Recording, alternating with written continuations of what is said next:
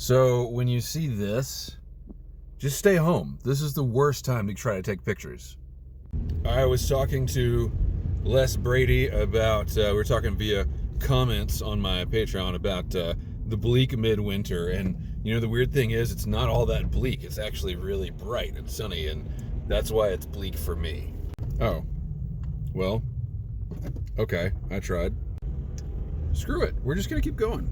So I thought I would try to find, because the feels like temperature is 22 degrees right now, I thought I would try to find a nice spot with some icicles. Try to take, you know, some normie photos of some bland-ass nature features. Anyway, this is what I get.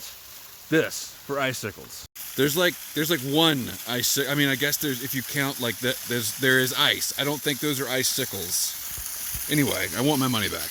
I need exercise. It's super unpleasant out here. Ooh, this is why they don't want people driving up here, I guess. Some black ice on the road. I need exercise. I've come up here. I'm gonna shiver for a minute and then get back in my car and call that exercise. All right, so I walked 15 minutes in one direction, and for my own future reference, I made it to a seep, and there's some stones someone put over the path right there, and if I walked another 100 yards that way, I would run into some evergreens. I am not satisfied, and I don't have any photos to show for this tiny little excursion, but it's going to be dark in a couple of hours, and I didn't bring any gear. No one knows where I am, and I'm out here alone. This happens every year. Every year I go into the holidays thinking, okay, I just got to get through the hell of Christmas, and then I'm gonna like hunker down, stoke the fire, stay inside all winter, get a bunch of administrative stuff done, my taxes. I'm gonna scan negatives for my archives. I'm gonna write, do all my indoor work, and then I'll be ready to hit the ground running come spring. And I make it to late January or early February, and then I go absolutely fucking crazy. People with brains like mine are not meant to be inside with their families for months at a time. And then there's also just the logistical costs and stuff to think about. I drove up here, I used half a tank of gas in an hour to get up here. I broke the law, I guess, driving past the barricade. And there's not any good photos. Like, I could have just gone and gotten my exercise walking in the mall. But they wouldn't have this at the mall. This is interesting. It appears someone other than me fancies themselves a wilderness hero. It's not really where I would have built it, but okay, not too bad. Not too bad. Strange mountain person. More of a suggestion, really. So can someone please explain to me, as if I were 5 years old, the situation with the Chinese spy balloon? It just passed over my house. It just, like this morning, I didn't see it. I didn't see it. No. Hawkeye Cooper, right? Gribbly the photographer, all the no. Blood, sweat, and tears to go take pictures of rocks that have been there for 500 million years. Once in a lifetime, Chinese espionage aircraft passes over my house. I was asleep. Some preppers you are, Second Amendment types, right? Yeah, like this is exactly why. This is exactly why the forefathers wrote in the Constitution that every able-bodied American man should own an open cockpit biplane and like a lever-action rifle chambered in 4570 government. This is why. Where were you? I'm really disappointed. The whole thing is just a letdown. Anyway, I'm smoking a Legend, just very briefly, and in it some dried out old limey bastard that's been sitting on my desk for 6 months.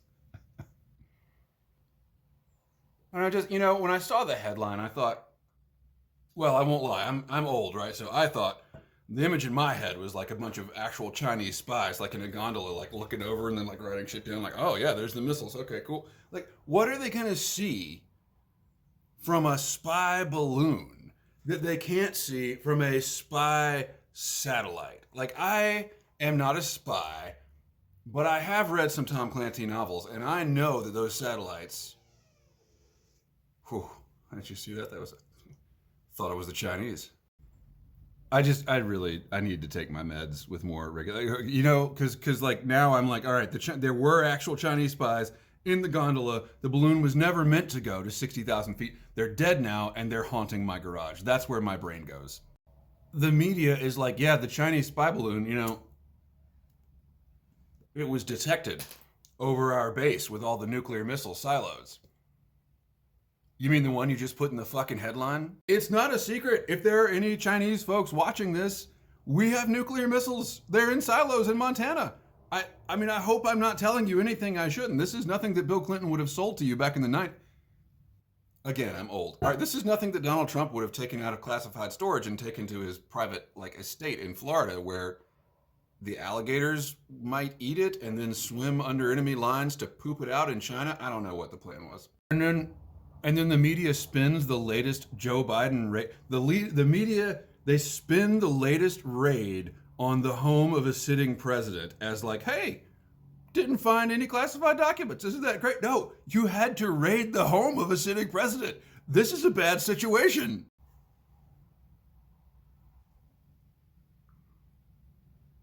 I think I would like a lever gun in 4570 though. That'd be pretty cool. Anyway, I noticed that Johan made a video, Beard made a video. We're getting the band back together. You know, I didn't even have to go to a fancy restaurant and ask the maitre d' like, how much 40 women? You know, no one's gonna get that joke. Never mind.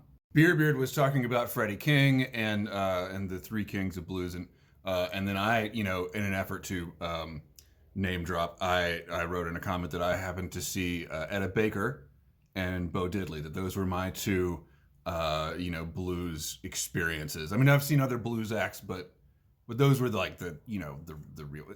And here's what I remember about it. I saw Etta Baker in like a, you know, a shack somewhere. No, it was like a, you know, it was like some sort of arts council thing.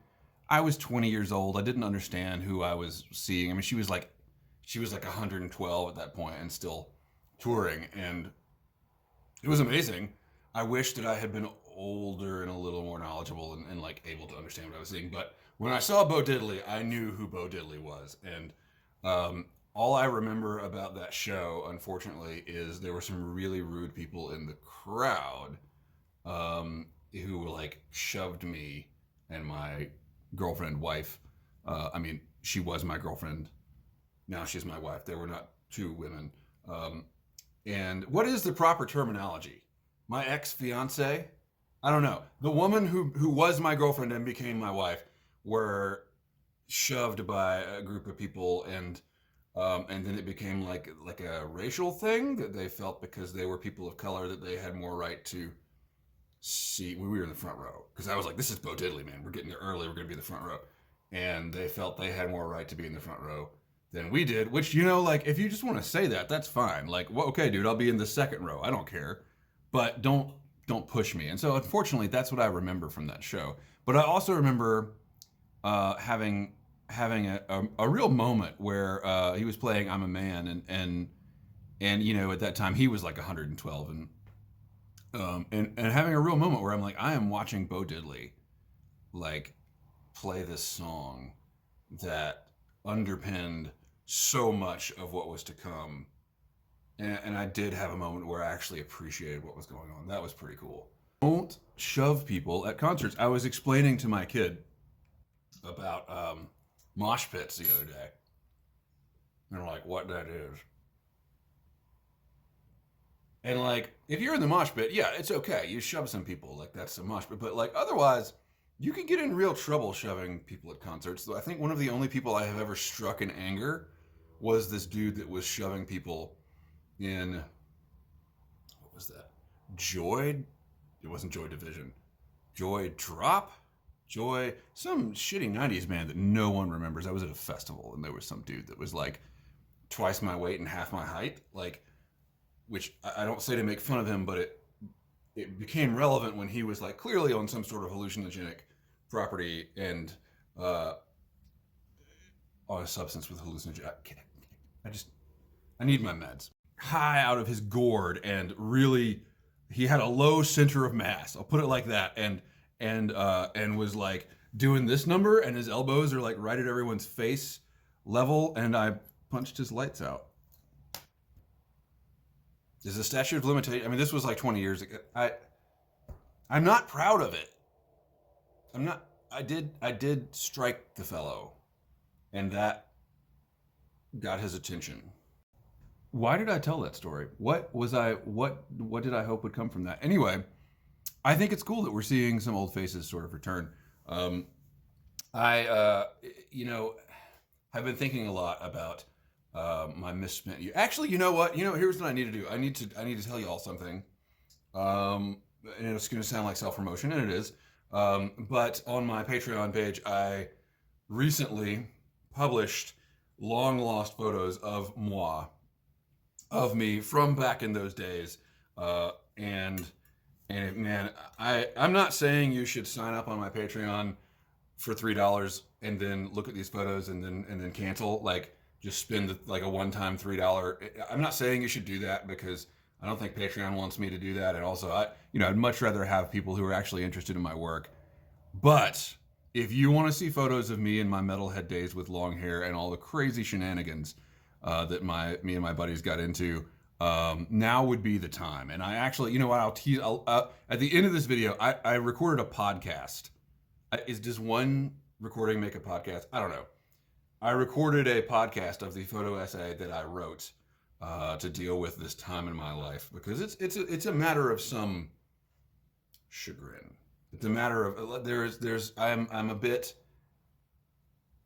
I'm embarrassed. I'm embarrassed of the thing. I think as most men of my age are, you look back on the things that you did in your youth and you say, man, I really probably should have found a better way than like punching that guy in the face. I should have called for a security guard. Did they have those at concerts in the like late 90s, early 2000s? Whatever. The point is, I made this post in an effort to sort of reconcile, because I'm going through my archives and I'm looking at all the stuff that I did when I was younger and like, okay, I need to deal with this. I'm not at peace with some of the stuff that we did. And so I made this post, and there's lots of really, really embarrassing content. So if you're the kind of person that watches me for Schadenfreude, which I think is like 90% of the people that watch me, you're just like, man, this guy's a train wreck, but I can't take my eyes off of it. I will put a link down below, and I'll put some images and some audio at the end of this video. Desert Island combo right here. A legend, an old limey bastard. Even when it's all dried out. You've been on the desert island for 6 months, and your crate of tobacco that washed up on the shore has just been sitting there in the sun drying out. It's still good. They're still good. Desert island scenarios, we never actually talk about like what would, like how much sand is going to be in your tobacco when you open up your desert island tobacco. Would you really want to smoke when all you have to drink is salt water? Like, why are you smoking? Shouldn't you be surviving? Shouldn't you be killing iguanas or something? Like, what lives on this island? How long are you going to... Maybe it doesn't matter. Maybe 1 tin of tobacco is enough because you won't live long enough to smoke it.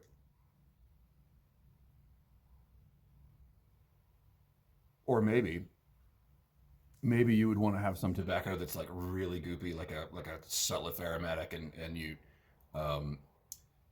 would use the PG, the propylene glycol, however you say that.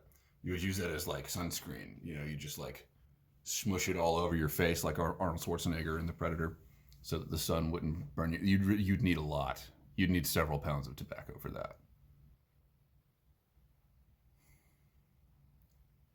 Are you ever talking and realize you should really shut up? Well, this has been a lot of fun. Thank you so much for bearing witness to this. I promise my mental health will improve as I can get outside a little bit more. It's even colder today, but it's supposed to get a little warmer tomorrow, and there's going to be rain. Brad and I are going to go on a hike and get muddy, and I'm looking forward to that. That is the level of my desperation when I'm like, I'm going to go play in the mud with Brad. That's what I'm looking forward to. Thank you so much. Keep the ends out for the ties that bind. What follows is some excerpts from my podcast about my misspent youth. Enjoy. I was going to omit this. I was going to leave it all out of my archives because, like many men my age, I am ashamed of how I behaved in my youth. But in my digging, I've unearthed some measure of forgiveness. My name is Max Cooper. I'm a photographer in Asheville, North Carolina, and this is a story from my archives.